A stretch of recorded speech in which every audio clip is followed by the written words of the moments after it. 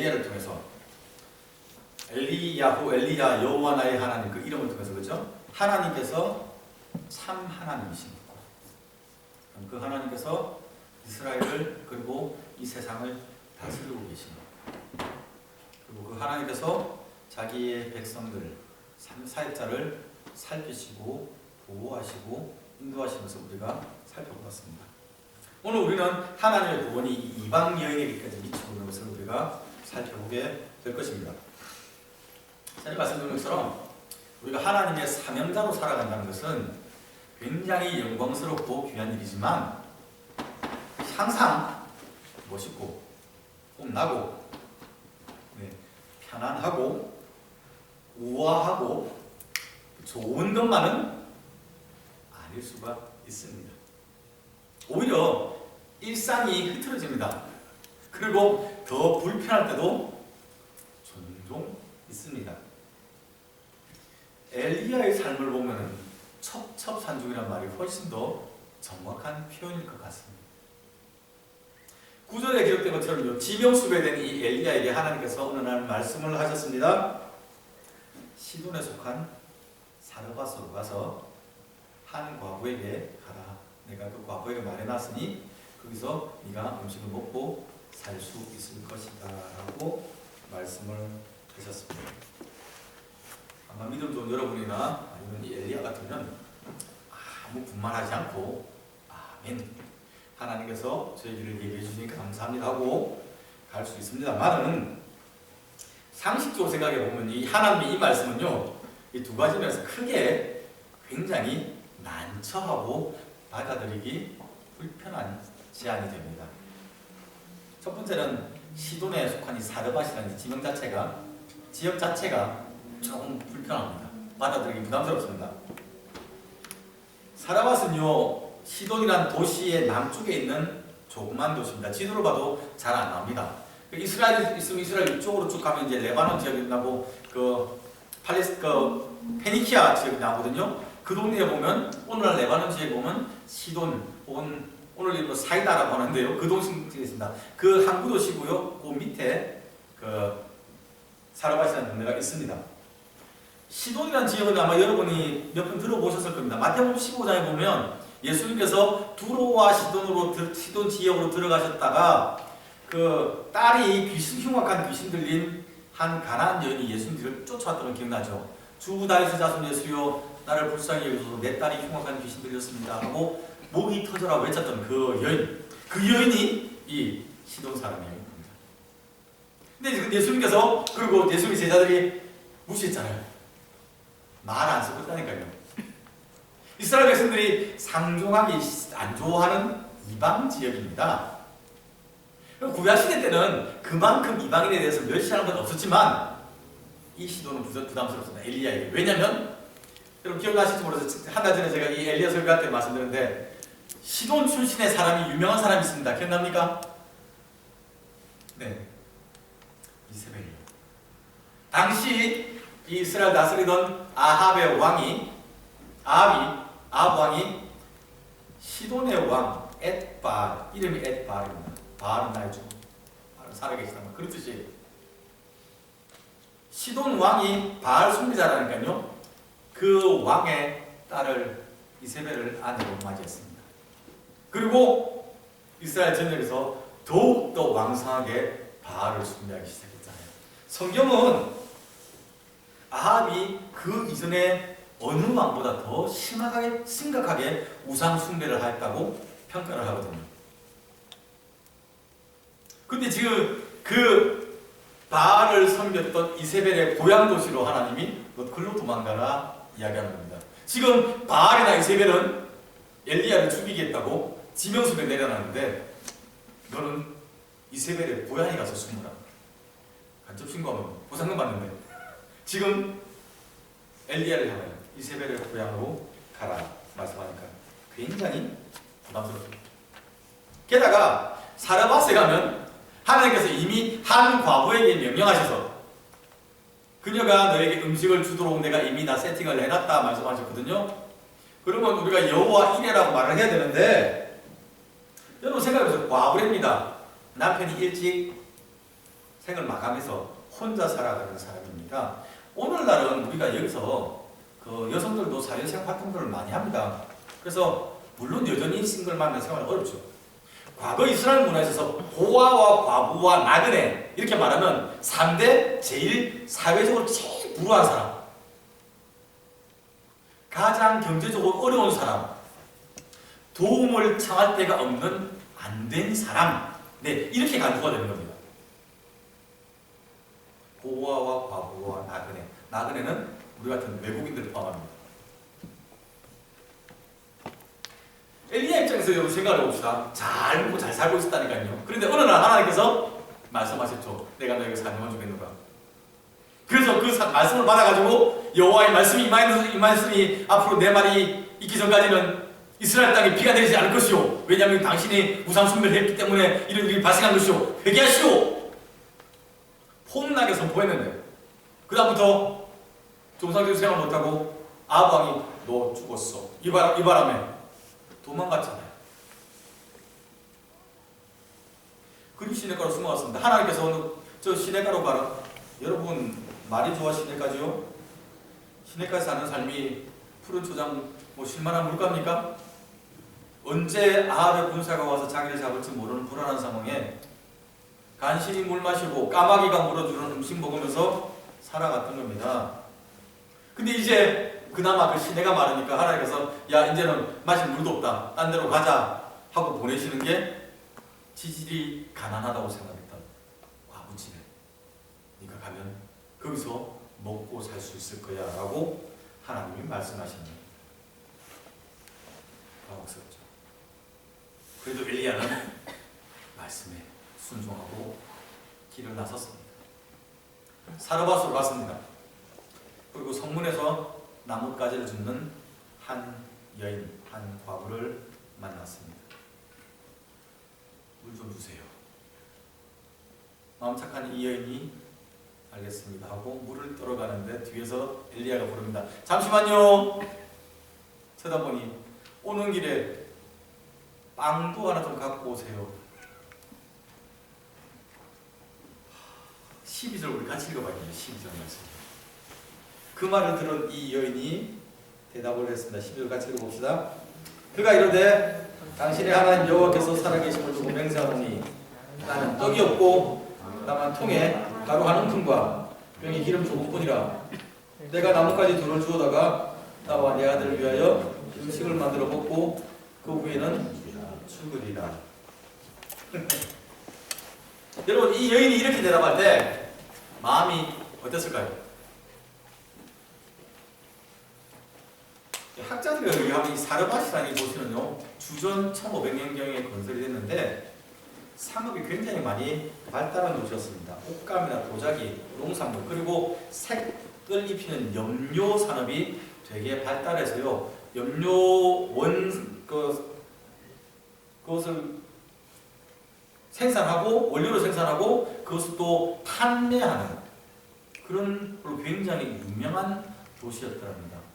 말씀드렸듯이 바알을 숭배하는 농업의 신, 번영의 신 바알을 숭배하는 종교적인 도시, 그리고 경제가 발달한 이 도시, 세팅이 수아시아랑 비슷하죠. 우리 지난번 살펴본 것처럼 그 땅에 살아가던 여인이었습니다. 경제적으로 윤택하고 신을 잘 섬기고 신이 특별히 목축의 신에서 도움을 많이 주는 그 땅을 살아갔지만 이 여인의 삶은 윤택하지 못했습니다. 풍부하지 못했습니다. 남편이 죽어버렸습니다. 일찍이. 아들 하나만 남았으면 그 아들 보고 희망을 가지고 살아갔었습니다. 그런데 자기의 삶도 가난하고 이제는 국가적으로도 가난한 삶, 이게 기근이 드니까 먹고 살지 못해서 마지막 남아있는 가루 탈탈 털어가지고 빵 한 번 구워 먹고 아들과 사살하겠다, 생을 마감하겠다고 지금 그거 하겠다고 나무 주스러 왔다가 지금 엘리야를 만났잖아요. 근데 웬 외국인이 덜렁 찾아와서 물 좀 주세요 해서 죽기 전에 선한 일 한번 하고 가야지 하면서 물 떠다 주려고 하는데 뒤에 대고 뭐예요? 밥도 주세요. 여러분 같으면 이런 경우에 좋은 말 나오겠습니까? 굉장히 성경이니까 굉장히 굉장히 절제하면서 예쁘게 표현한 건 아닙니까? 그런데 이 여인이 이렇게 나는 이거 먹고 죽을 겁니다 라고 말을 하는데 그 말을 들은 우리 엘리야 형님은 더 강심장입니다. 13절 말씀요.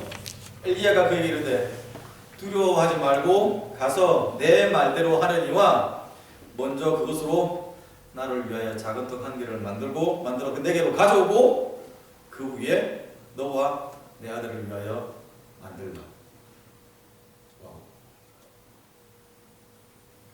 여기까지만 들어보면요, 이 엘리야는 이 여인의 마지막 남아있는 최소한 인간의 자존심과 그 존엄함을 그리고 희망을 완전히 끌어버리는 거 아닙니까? 들어보세요. 당신이 살아계신 당신은 하나님을 두고 내 이름을 두고 맹세하노니 나는 뭐가 없고 주물주물 이야기하고 나니까 시끄럽고 되고 일단 가서 네 마음대로 하라니까. 당신 마음대로 하는데 일단 떡부터 만들어서 나한테 먼저 갖고 오라니까. 그 다음에 당신 남은 것 가지고 당신과 당신 아들이 먹으라고. 기가 막힐 일이 아닙니까? 여러분이 이 여인 같았으면 어떻게 반응했겠습니까? 엘리야의 이 요구는요 전혀 상식적이지 않습니다. 예의 전혀 없습니다. 무례하게 그지 없고요. 난 지금 죽겠다는데 자살하러 간다는데 거기다 대놓고 내 밥 좀 챙겨줘 하는 그런 경우 없는 경우가 어디 있습니까? 하나님의 사람 엘리야가 이 여인에게 그렇게 요구를 합니다. 무자비하게 말도 안 돼. 왜 엘리야가 이런 말도 안 되는 상식적으로 몰상식한 무례한 요구를 했을까요? 이미 엘리야는 그리시네까지 하나님께 음성을 들었잖아요. 가면 내가 과부의 마음을 움직여서 이미 예비했다. 과부를 통하여 네가 음식을 대접받을 것이다. 하나님의 음성을 들었습니다. 또 다른 음성을 들었죠. 오늘 14절 읽었던 것처럼 여호와께서 비를 지면에 내리시기까지 그 통에 가루가 떨어지지 아니하고 그 병에 기름이 마르지 아니할 것이라고 하나님께서 약속을 해주셨거든요. 그러니 엘리야는 하나님의 뜻을 알고 약속을 알고 믿고 신뢰하고 그러니까 이 요구를 할 수 있었던 겁니다. 놀라운 건 이 여인이 이 말을 듣고 순종했다는 얘기입니다.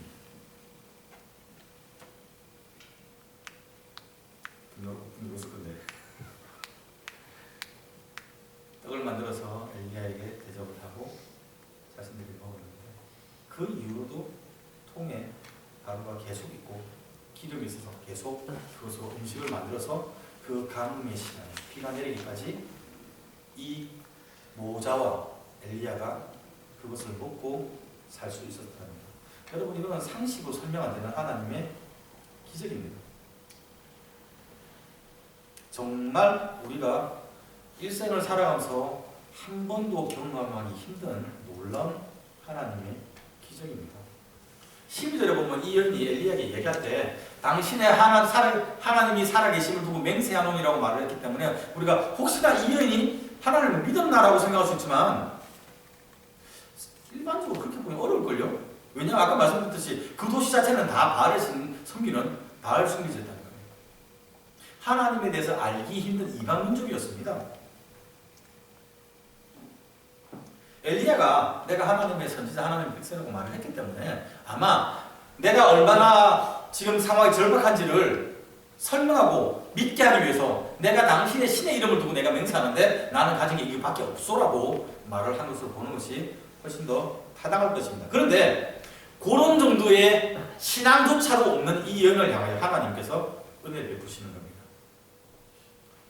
이거 먹고 나 죽어버릴래, 자살할래, 생을 마감할래라고 절망 가운데 있는 이 이방 여인에게 하나님께서 하나님의 사랑을 보내서 그 가정에 생명의 역사를 허락하고 계신 겁니다. 풍류의 신 바알에까지 외면당한 여자라니까요. 그 동네 사람들 입장에서 볼 때 이 여자는 정말 지지리도 재수 없는 운 나쁜 불쌍한 여인. 그렇잖아요. 근데 그 여인에게 하나님께서 지금 은혜를 주시는 비가 내리기까지 이 세 사람이 그것으로 음식을 먹으면서 행복하게 잘 살았으면 좋겠는데 어느 날 이 여인의 아들이 병이 들었더랍니다. 감기 같은 거 걸리면 며칠 앓다가 낫는데 우리 선생님 지난번에 옆구리 한번 다시셨는데 이것도 한 2주 지나서 많이 나아졌다고 말씀하시더라고요. 감사하게. 근데 이 아들의 병은 시간이 갈수록 더 상황이 악화되었습니다. 그리고 마침내 결국 고침받지 못하고 회복되지 못하고 죽어버렸습니다. 여기 절규했습니다. 18절 말씀은요. 여인이 엘리에게 이르되 하나님의 사람이여 당신이 나와 더불어 무슨 상관이 있기에 내 죄를 생각나게 하고 또 내 아들을 죽게 하려고 여기에 오셨나이까. 여러분 지금까지 하나님의 은혜를 체험하고 살았던 여인입니다. 자살하겠다고 이거 마지막 음식 입에 털어놓고 죽겠다고 했던 사람이 지금 여러 날을 하나님의 은혜로 계속 음식을 먹으며 하나님의 이적을 체험해 왔습니다. 근데 아들이 죽고 나니까 그 속에 감춰졌던 자기의 본색이 드러난 겁니다. 속마음 드러나죠. 내 죄를 드러나게 하려고 또 내 아들을 빼앗아가려고 하나님의 사람이 나에게 찾아왔다. 여러분 사르밧 과부가 어떠한 삶을 살아왔을지 여러분 상상되십니까?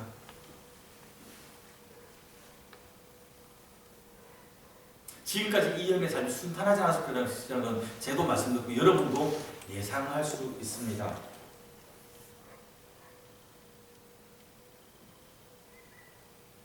자기 입으로 고백하는 건 내 죄를 생각나게 하려고. 사실 우리는 이 여인은 무슨 죄를 저지른지 알지 못합니다. 더 이상 말도 안 하잖아요, 성경은. 그죠? 자기 입술로 얘기하는 거야. 내가 죄가 많은데 내 죄를 드러나게 하려고 나의 하나뿐인 내 생명 같은 내 아들을 뺏어가려고 당신이 여기 왔다. 웃는 낯으로 찾아와서 하나님의 은혜를 선포했지만 당신이 결국 그런 짓 하러 왔다라고 엘리야를 원망하는 겁니다. 평생을 아마 이 여인은 죄책감 가운데 살아왔을 것 같습니다. 풍류의 땅, 바알을 섬기는 이 땅에서 우리는 그 은혜를 받지 못하고 지지 가난하게 사는 것도 나 때문에. 사랑하는 내 남편이 일찍 죽어버린 것도 나 때문에. 왜 예전에 한국에서 그랬잖아요. 남편 잡아먹는다고. 그게 배우자한테 할 말입니까? 사랑하는 남편이 이런 사람한테 그렇게 얘기했잖아요. 정말 모질게. 내가 죄가 많아서 내 남편이 일찍 죽었어. 내가 죄가 많아서 우리 집이 가난해. 내가 죄가 많아서 우리 아들이 이렇게 어렵게 살아. 내가 죄가 많아서 내 아들이 죽었어.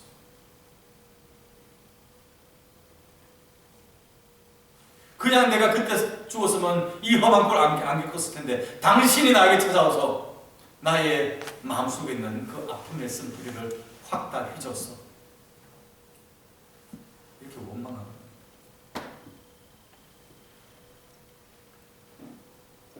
여인의 죄책감은 아마 사회적인 시선도 한몫을 했을 것이라고 봅니다.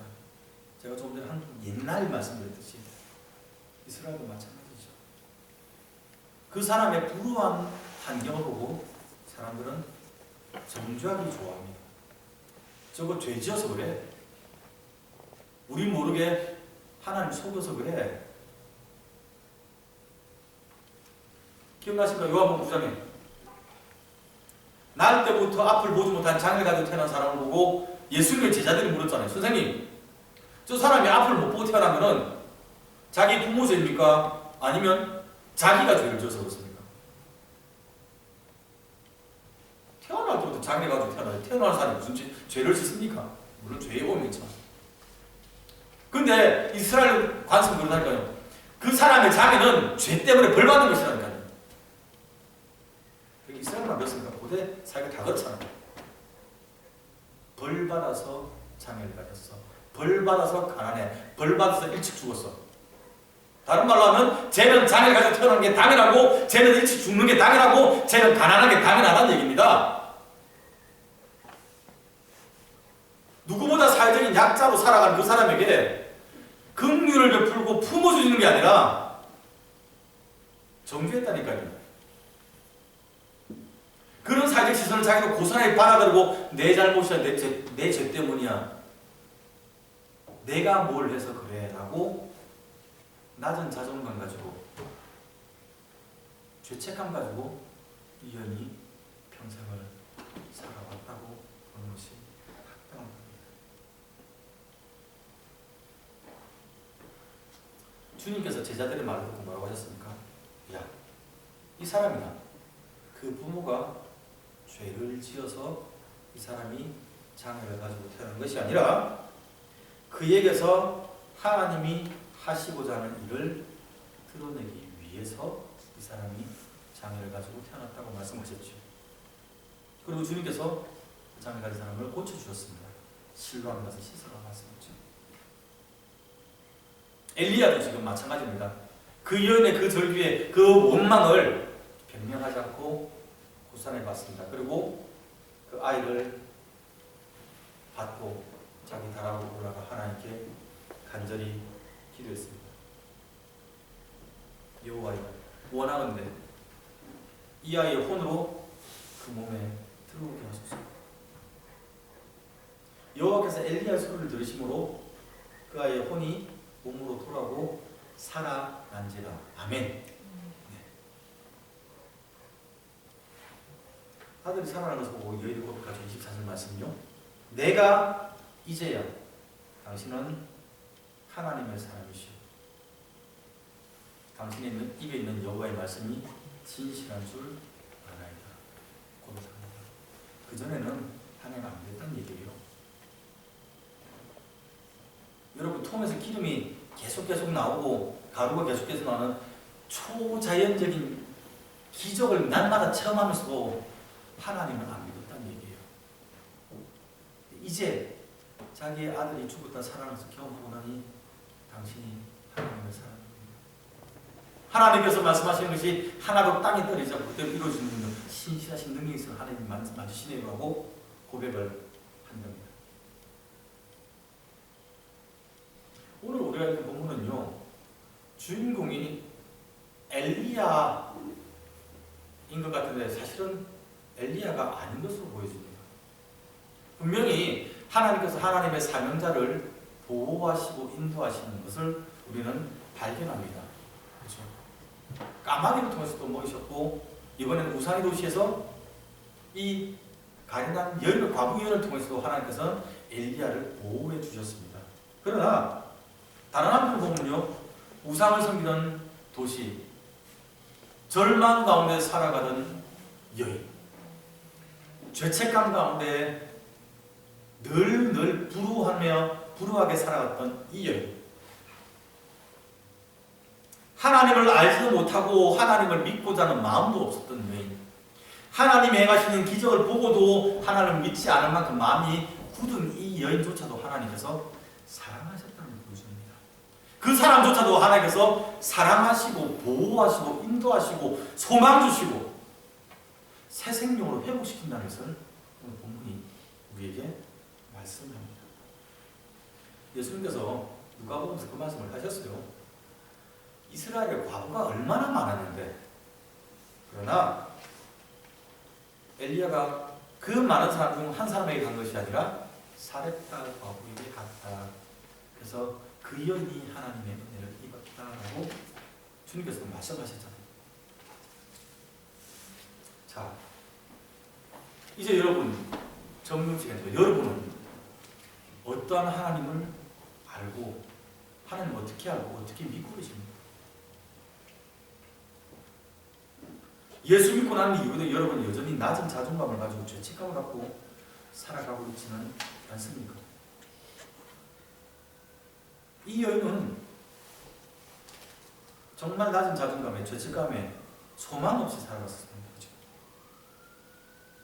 과거의 아픔을 곱씹으며 자책하며 살아가고 있지 않습니다.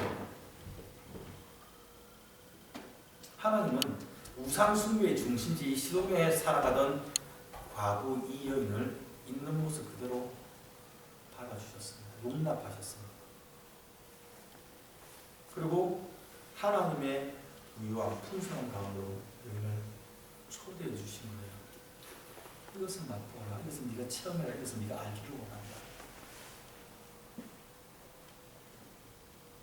동일하게 하나님은 하나님의 백성이 된 우리들에게 이것을 해주시기를 원합니다.